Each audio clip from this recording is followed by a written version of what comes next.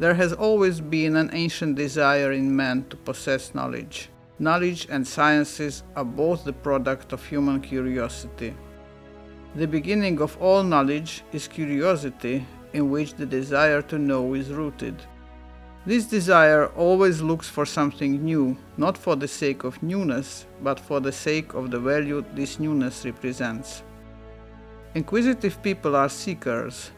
Those who look for something will definitely find something. This is especially true for the science, whose representatives are very inquisitive and often find many new things. In the following moments, we will present you the work of an archaeologist. One often hears someone saying that he would have liked to become an archaeologist or studied in order to become an archaeologist. Many people have declared that archaeology was the goal of their life, but as a matter of fact, few people really know what archaeologists do. Let us start at the beginning. An archaeologist is a historian who deals with such periods in history for which there are no written sources, or if there are, these are very limited. All what an archaeologist can rely on are the findings preceding the year 1711. Objects, phenomena, relations which come to light as a result of the archaeological diggings. Each excavation results in a large number of new data. Every one of us has seen pictures or films presenting excavations yielding outstanding findings with the serious discoverer standing next to the newly found objects. The archaeologist gives a scientific explanation about the importance and uniqueness of the newly found artifact recovered there and then. The question archaeologists are more often addressed is related to how they know it is worth digging at the place they decide to dig. There are sites by which we pass day by day, and it never occurs to us that seen with the eyes of an archaeologist, they carry extremely many pieces of information. They may be old temples, trenches, fortresses, or even earthworks or burial mounds called kurgans produced by ancient people. Only an expert can identify that these kurgans are not natural mounds, but the products of human hands.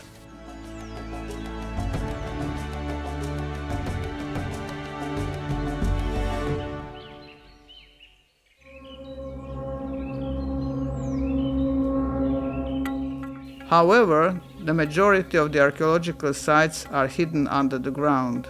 Now and then, here and there, the plow reveals pieces of pottery or bones. From time to time, builders come across strange old objects on the building sites, which they report to authorities, and as a result, a new site is taken into evidence.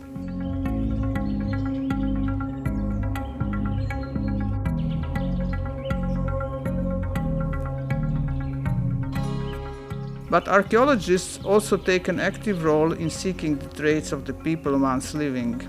In spring and autumn time, they walk in the farmlands looking for signs revealing the past. These traits are generally not spectacular or sensational.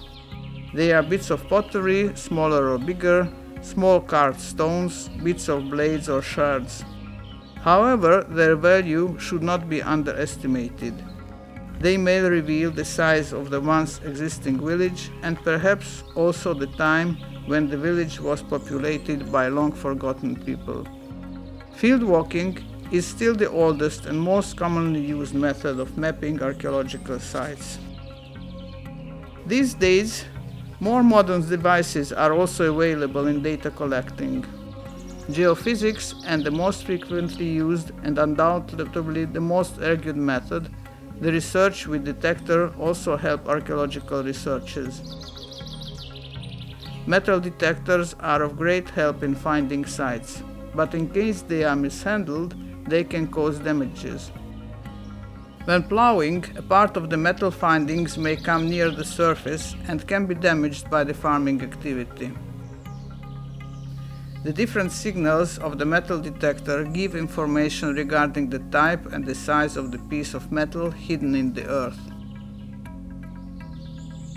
The recovered metal objects add to the observations made by the archaeologists and help in giving a more accurate evaluation of the site and also help in establishing the age. Recently, aerial archaeology is becoming a more frequently used method. Drones are often used to search the area.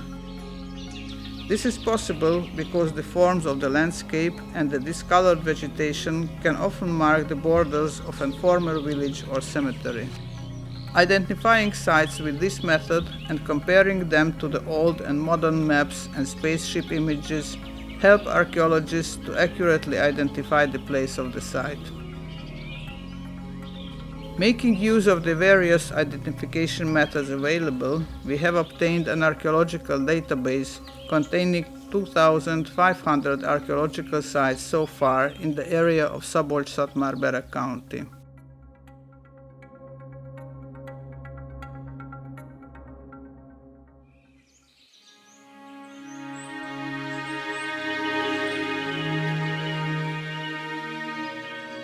The Upper Tisza region is very rich in archaeological sites. Being one of the main entrances leading into the Carpathian Basin, it ensured favorable conditions for the Scythians, Sarmatians, Huns and Avars arriving in the region in ancient times. It was also here that the tribes led by Arpad reached the Verecka Pass, through which they arrived in the present-day Hungary and formed their first center in this area in the Carpathian Basin. About 150 years ago, in the heydays of the archaeological researches based on a legend, the first excavations started in the neighborhood of Geszteréd. Baron József Pécsey, Lord Lieutenant of the county, András Józsa, a doctor, and Floris Romer, an archaeologist of the Hungarian National Museum, the guardian of the museum, according to contemporary titles, based on legends, supposed that the Hungarian warriors who died in a battle led by King Saint László against the Cumanians were buried here. The excavation didn't prove the remains of the warriors from the Arpad period, but instead it brought to surface many valuable finds belonging to the Roman period. Being enthused by the results of the excavations, in year 1868, more than 150 years ago, Józsa and his fellows established the Society of the Museum of Szabolcs County, the predecessor of Jósa András Museum of today, one of the oldest county museums in Hungary. The founder of the museum in Nyírség region, András Józsa, to the extent of his material means and time, tried to excavate any site from where finds came to surface and tried to understand and evaluate what he had found. As a doctor, he soon realized the importance of the appearance and location of the skeletons. He was the first who produced drawings about the burial sites, realizing that the map of the cemetery will help him to evaluate the finds. His goal was not to collect beautiful objects, but to gain a deeper understanding of the past. With this philosophy, he was ahead of many of his contemporaries who collected beautiful artifacts from the past only for the sake of their beauty. Since Józsa's time, methods of research have constantly been refined, but the goal of the archaeological research remained unchanged.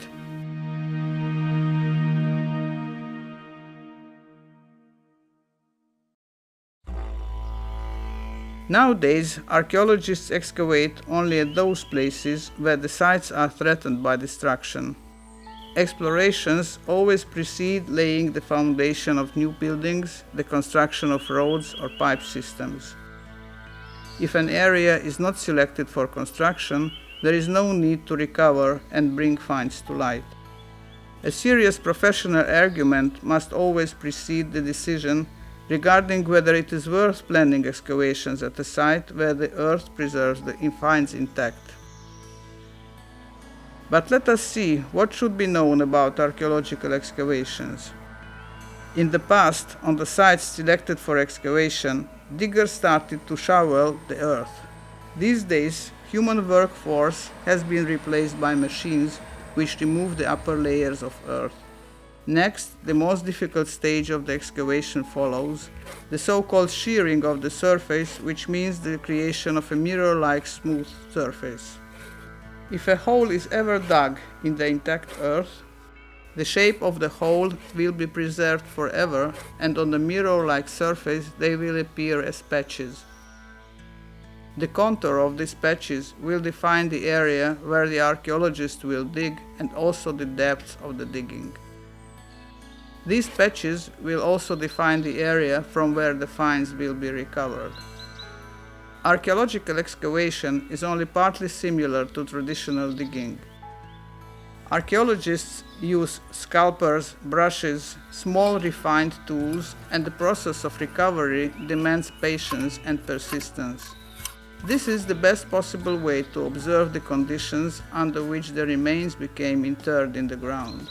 It is important not to remove the finds from their original location, because every minute detail originally found may be of great importance. The work of the archaeologist is no longer a lonely job. Quite the contrary, it is teamwork. Their work is helped not only by diggers, but by many professional assistants and draftsmen who document the finds. The excavation reveals the remains of hundreds or even thousand-years-old settlements and cemeteries. Generally, those holes or constructions can be recovered which were once dug in the ground, such as the living pits of thatched houses, the holes of the posts and beams keeping the roof, trenches, furnaces, pits for storing food. How can we know the time when a hole or a grave was dug, or a house or furnace built? The answer with regard to the age of the finds is given after the careful observation and evaluation of the discovered artifacts. The most frequent object of the recovered finds is pottery. The bits of ceramic pottery represent the most numerous finds. Due to the great investments in construction industry in the past 30 years, the estimated amount of pottery and bones recovered and deposited in storehouses is about 8,700 cubic meters. This means approximately 2,000 truckloads of unevaluated and still undocumented finds. Archaeologists are too few in number to keep pace with the vastness of the excavated finds, which thus will consequently provide research material for the forthcoming generations of archaeologists. Besides pottery and bones, however, other objects may also occur. Frequently, metal objects or glass objects come to surface which are well preserved in earth and are often found mainly in cemeteries. Jewelry, bracelets, beads, rings, weapons, and other objects come to light. There is hardly any archaeologist who has not been asked about having ever come across gold objects or about what sort of treasures he has unearthed. As far as treasures are concerned, even the founder of our museum, András Jósa, was proud of his two particularly outstanding collections, one of which is the Bronze Age treasure trove. Hardly any year passes without enriching the museum with a newly found treasure collection. Most of them consist of bronze objects, but there is also gold among them, not one. But perhaps not even the most beautiful object from these collections can compete with the elegance and exuberant decorativity of the objects so highly cherished by Jósa himself. These were sabotage plates, round metal tres jewels, and metal jewels decorating belts. All these objects were found in the tombs of nobles unearthed in the Upper Tisa region.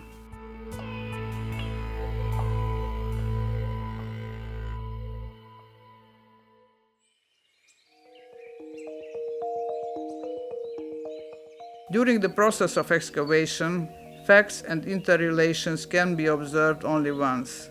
Therefore, the uncovered objects must be carefully documented because, paradoxically it may sound, archaeological excavation, while being a collection of sources, At the same time, it is also a destructive process. Some traces of the past that have been preserved until their discovery will be lost forever, or at least will be removed from their original place. This is the reason why the finds and observed phenomena during the process of excavation need to be carefully documented by descriptions, photos, and scale drawings. The scientific value of a finding largely depends on knowing the exact location of its discovery, its position, and the kind of objects which surrounded it. The documentation that includes the date of the discovery and the observations provided by the archaeologist illustrates suggestively the imprints of the successive periods in history.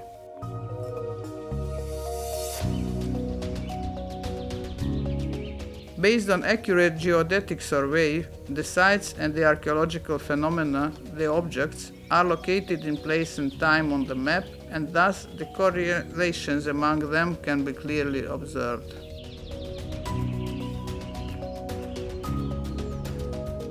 Each artifact is accompanied by a datasheet, a so-called artifact record, showing the location, the time of its discovery, and the number indicating the context from where it originated. After recording, all that has to be done is to pack the artifacts properly and prepare them for shipment.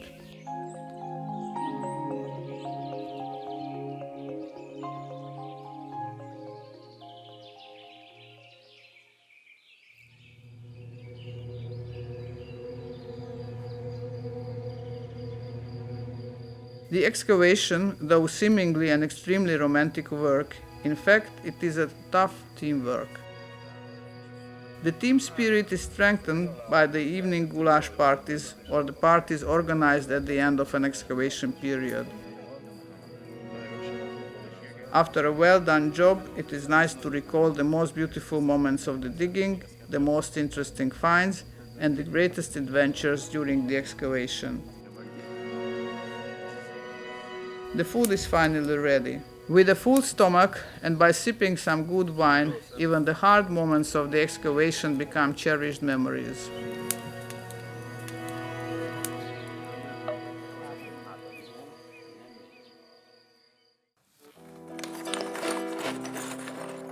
But let us get back to describe the work process.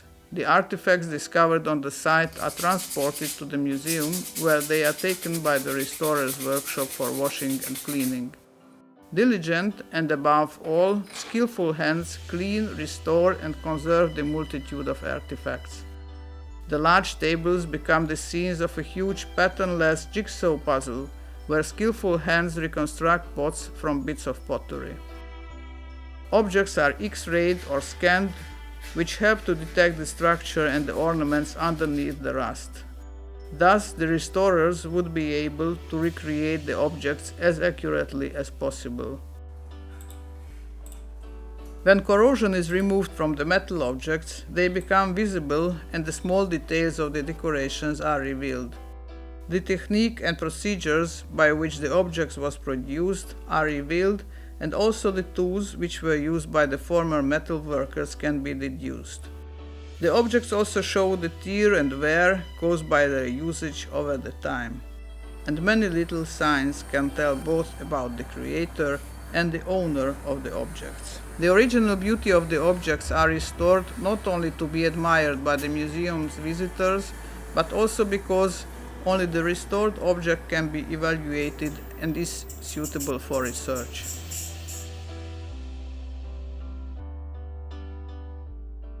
Objects made of wood, textile, leather and other organic materials are eaten up by the earth and remain largely invisible for the archaeologists.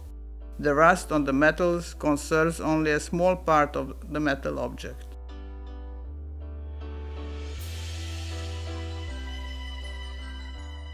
Their analysis and evaluation give important information regarding the clothes people once wore and about the level of handicraft. The material of the clothes is also informative. They may be of linen or of hemp, may be loosely woven or tightly woven, or perhaps may be tailored from silk coming from faraway regions, in which case they must have represented outstanding value.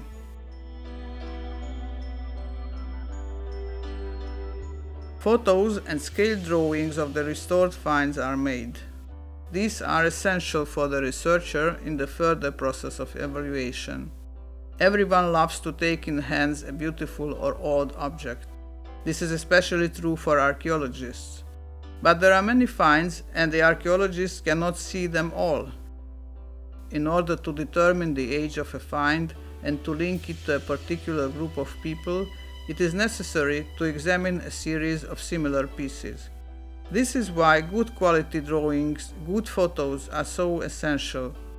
By good documentation, we mean drawings that provide information regarding the structure of an object, the process how it was made or used, where it was worn. That is why the work of the drawer is so important.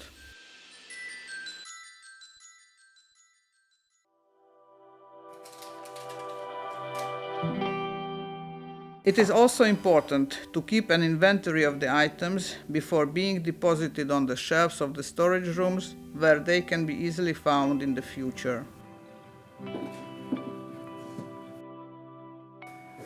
Jósa András Museum stores 500,000 of recorded archaeological finds.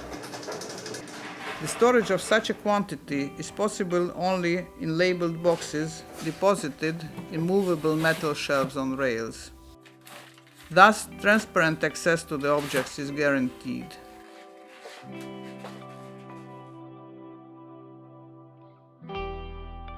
The data collected on the sites are digitalized, systematized, and registered. The final documentation of the excavation is being made, this being the basis of the archaeological evaluation. What does this mean? During the process of excavation, each and every phenomenon is given a number. This number is assigned to the drawing, photo, data, or the object itself. By this method, the layout and the structure of the former settlement or cemetery is gradually mapped, and thus the archaeologist is able to distinguish between the phenomena belonging to different periods and find the relationships between them.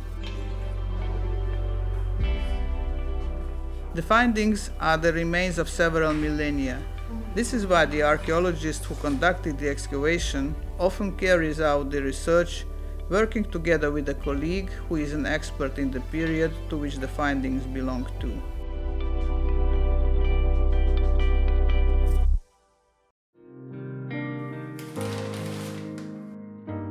The knowledge of experts in auxiliary sciences is also often required.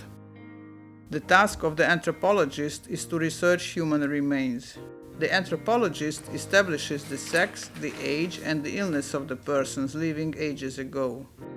People often wonder whether their ancestors were shorter, whether they had bad teeth, or what the diseases they suffered from were, or whether they died earlier than these days.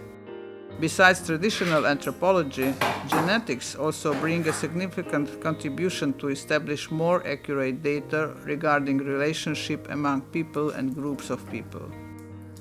Isotopic examinations can identify local population and kinship relations and separate autochthone population from those who moved into a group, and also can provide information regarding the eating habits of the population.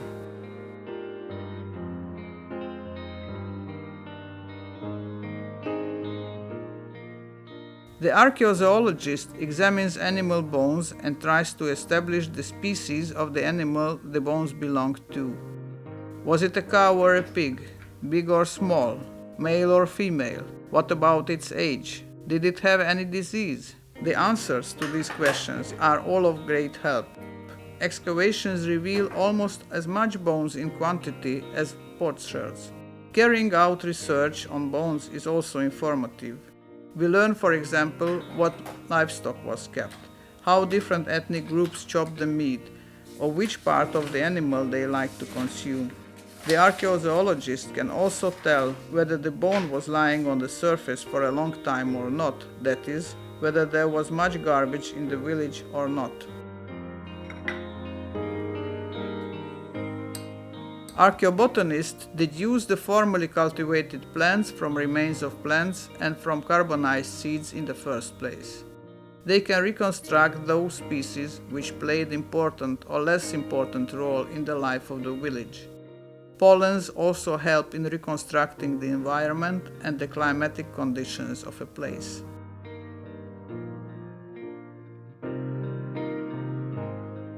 These days, a wide range of auxiliary natural sciences help archaeological research in defining the composition of different metals or establishing the mine from where construction stones originated, or the type of wood that was used for knife or spear handles or for sword scabbards.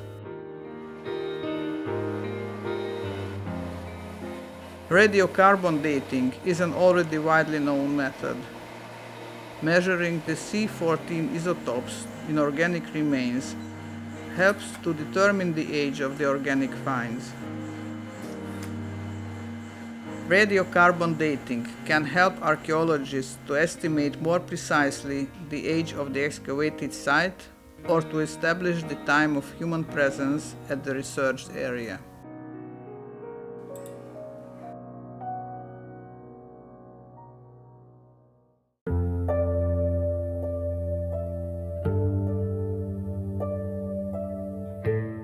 Having accumulated all these data in the hands and minds of the archaeologist, the proper research may start, the investigation in the past.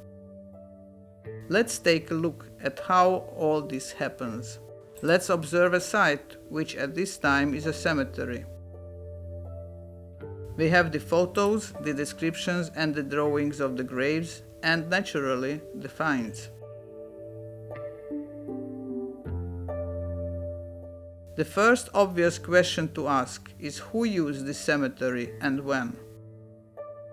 The location and the shape of the graves, the traces revealing the burial ceremony are all very telling signs for the archaeologist.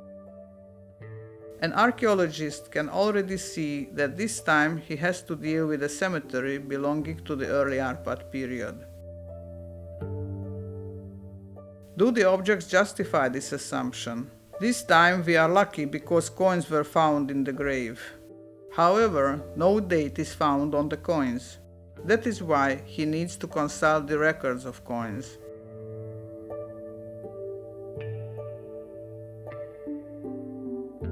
If he manages to identify the coin, he will be able to deduce which ruler had it minted, and thus he may establish the relatively accurate date of the tombs. The first data are placed on the map of the cemetery, places of burial containing coins. Funeral rituals also help researchers. The objects which were buried with the deceased are also telling. Seemingly, it is only an insignificant object, a bronze cross that is found, but how much it reveals? It is still a debated issue whether there were or there were not Christians among the first Hungarian settlers in the Carpathian Basin. What could the owner of this heirloom kept in it? And if the buried person was a true believer, did he follow the teachings of the Eastern or Western Catholic Church? Questions that can only be answered based on meticulous research in the future. And this has been only one item. Only 3 similar heirlooms were found in the whole Szabolcs County. Each and every object found is a small mosaic which helps in reconstructing the picture of the past and means a real challenge for the archaeologists. As a result of patient and persistent work, all these tiny pieces of knowledge, like bits of mosaic, are juxtaposed, shaping the image of the past. The more knowledge we gain, the more colorful this picture will be, but the small mosaics must always fit into the big picture. This is how our perception of each era is constantly changing and enriching, and occasionally it can also change profoundly from what we previously used to think.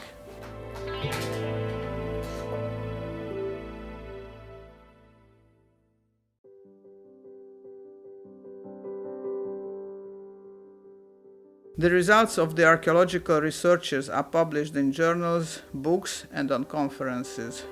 Sooner or later, the greatest part of the new knowledge will be available for the larger public as well. Those who are interested in history these days can learn the newest results of the researches from school books, magazines written for average readers, on events organized to pass down old traditions, or on modern interactive exhibitions.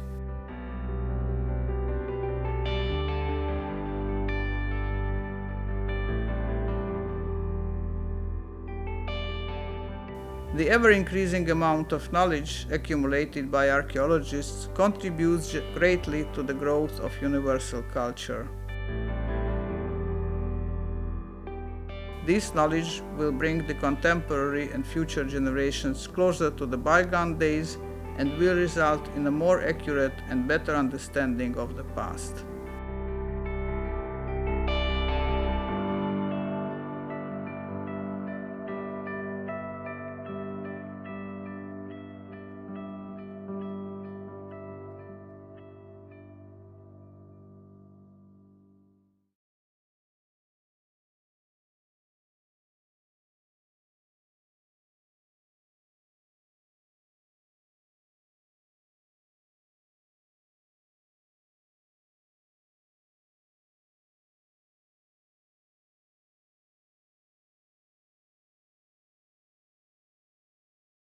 The project, a cross-border open model of a digital museum database project, is implemented under the Interreg VA Romania-Hungary program and is financed by the European Union through the European Regional Development Fund, Romania and Hungary.